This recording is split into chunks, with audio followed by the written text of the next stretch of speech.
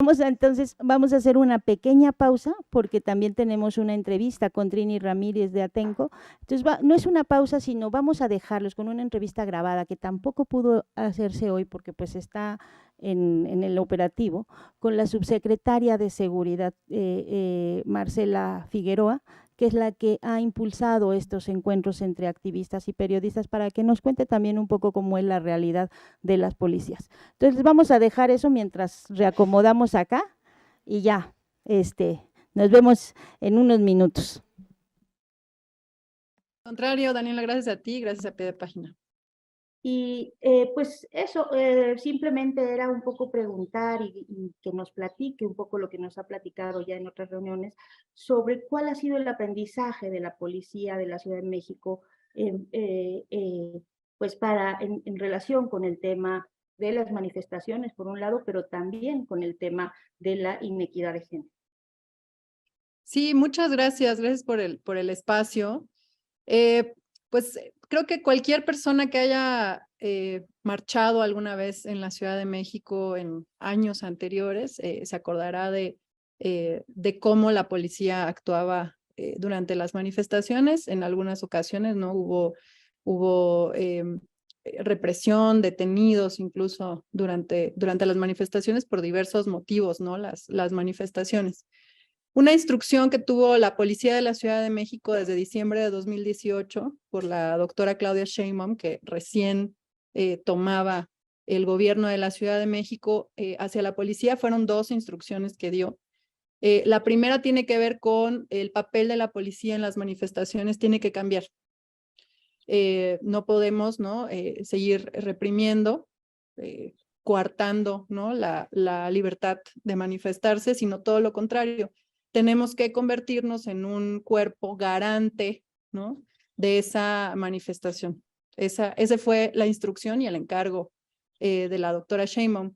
Y el segundo, ya que empezaron, ¿no? a haber manifestaciones feministas, fue únicamente pueden asistir mujeres policías a las manifestaciones feministas. El planteamiento no inicial de esto fue, pues, precisamente que las manifestantes se sintieran que, ¿no? como menos agresiva la presencia policial al ver, ¿no? mujeres, ¿no? como ellas, como nosotras, y que no vieran, ¿no? a un hombre ahí, guardando, digamos, la seguridad de una manifestación que en su gran mayoría no está conformada por mujeres. Entonces, esa es inicialmente no la instrucción que da la doctora Sheinbaum al inicio de la administración.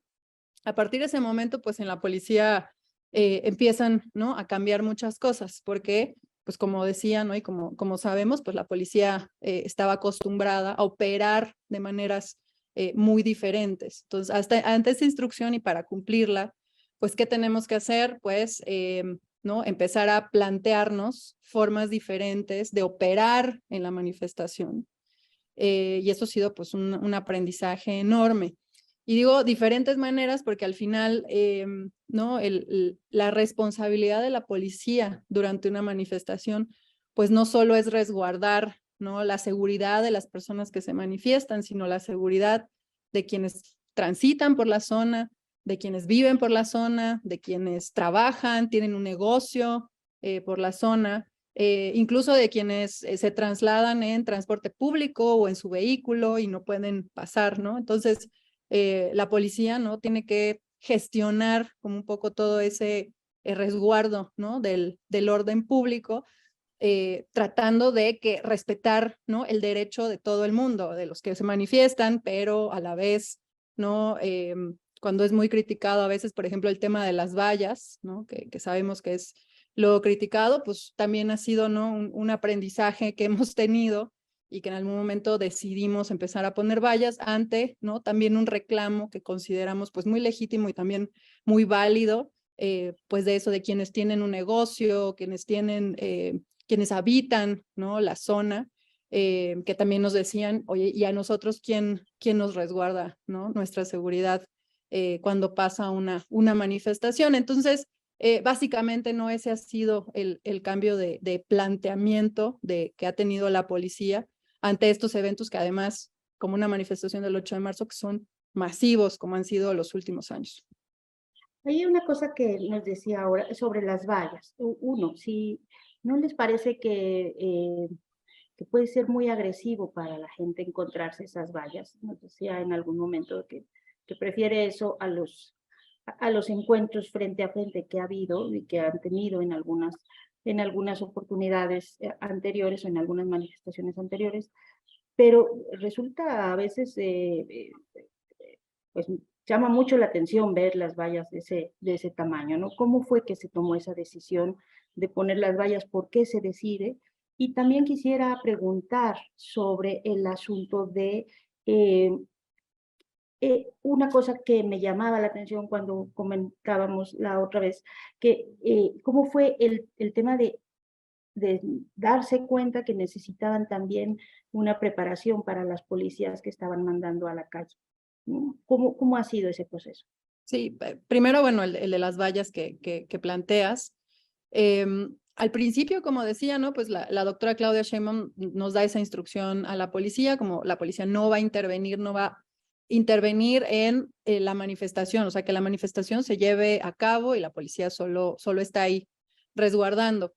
Y sucedieron, ¿no? Algunos hechos, ¿no? Que hubo destrucción de negocios, de casa habitación, incluso por ahí una tienda de artículos deportivos que fue completamente saqueada, esa y otras en alguna manifestación. Entonces, hay un reclamo de parte también de la sociedad, ¿no?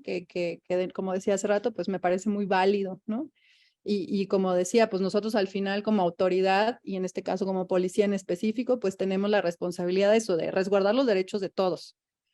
Lo que empezamos a hacer fue poner, ¿no? Vallas de policías y ahí creo que sí se empieza a generar, ¿no? Precisamente este debate de la policía cuida más a las paredes, ¿no? Que a nosotras, porque claro, no vas pasando y estás viendo que eso, que sí, la policía está resguardando pues la propiedad de alguien más, no solo los monumentos, ¿no? Sino la propiedad de otras personas, que también estamos obligados a hacerlo, ¿no? Entonces empieza casi eso sí es como como hemos dicho en otros espacios, casi una invitación, ¿no? A la confrontación, pues estás poniendo ahí, ¿no? Una fila de más de personas. Y empezaron a ver eso, muchas confrontaciones que creo que para todos son conocidas, ¿no? Estas imágenes, pues también muy, pues dolorosas para nosotros, la verdad, para la policía, porque muchas de nuestras compañeras sufrieron lesiones, incluso permanentes a la fecha, ¿no? Quemadas y lesionadas fuertemente.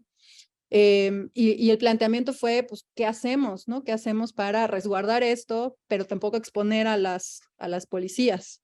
Y no invitar, ¿no? Casi esto, ¿no? Insisto, de casi invitas a la provocación si te plantas ahí. Y pues la alternativa fue poner vallas, ¿no? En los lugares, justo, ¿no? Edificios públicos, monumentos, eh, y en los particulares también, ¿no? Los que así lo han solicitado se han colocado las vallas.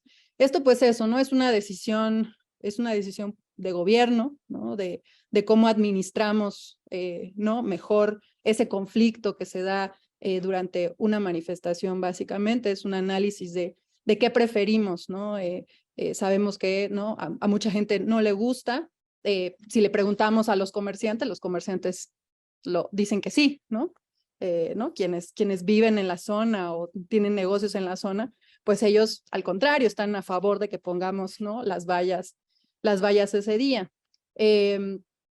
Y eso, bueno, nosotros eso hemos encontrado, ¿no? Como alternativa, al menos hasta ahora, para un poco eso, resguardar los derechos de todos. Voy a dar un dato que creo que ejemplifica bien esto también. En la marcha de 2021, del 8 de marzo, tuvimos 75 policías lesionadas de hospital, o sea, que tuvieron que ser trasladadas a hospital, más todas las otras que en el lugar se les dio cierta atención médica. El año pasado tuvimos únicamente 5 compañeras policías lesionadas y ninguna de gravedad. Sí se trasladaron esas 5 a hospital, pero ninguna tuvo que quedarse, ninguna meritó ningún tipo de intervención, operación, fractura, nada.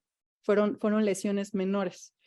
Y lo mismo, ¿no? Las civiles, ¿no? El año pasado tuvimos únicamente 2 chicas manifestantes lesionadas, que se lesionaron precisamente porque se les cayó una estructura que ellas mismas estaban tratando de romper y se les cayó encima, y fueron las dos únicas, y la misma policía las atendió y las llevó al hospital porque sí se lesionaron.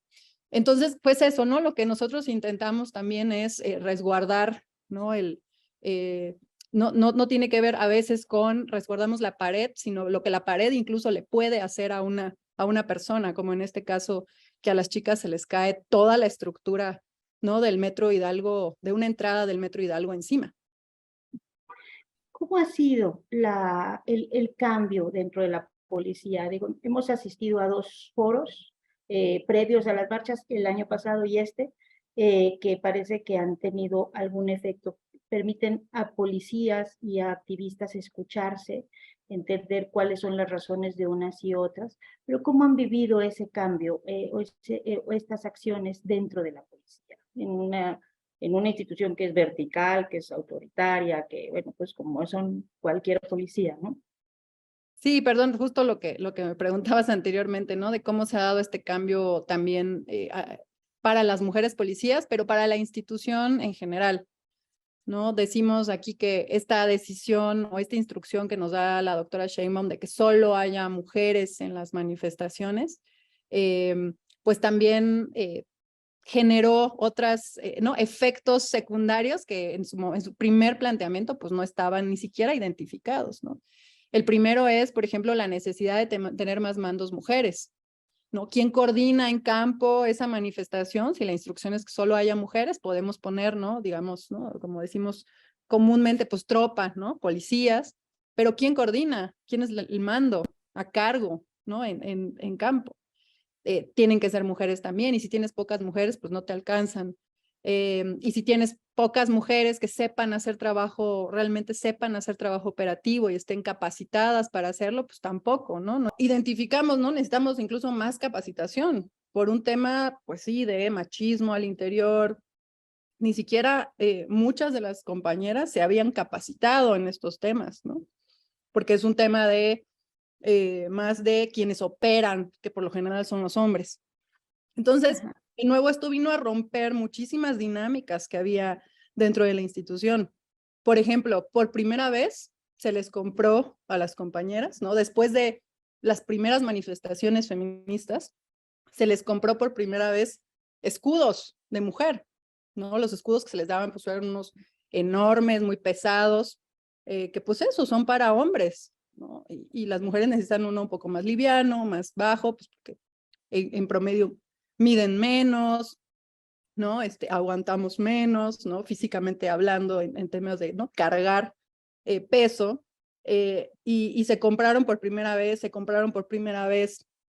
chalecos para mujeres, se compraron por primera vez uniformes para mujeres, o sea, eso vino a remover muchísimas cosas que en la institución nunca se habían volteado a ver. Entonces, por eso esa no instrucción que da la doctora eso, ¿no? Con una idea de pues que sea un poco más amigable la presencia policial, más bien vino a remover a la institución y a visibilizar a las mujeres.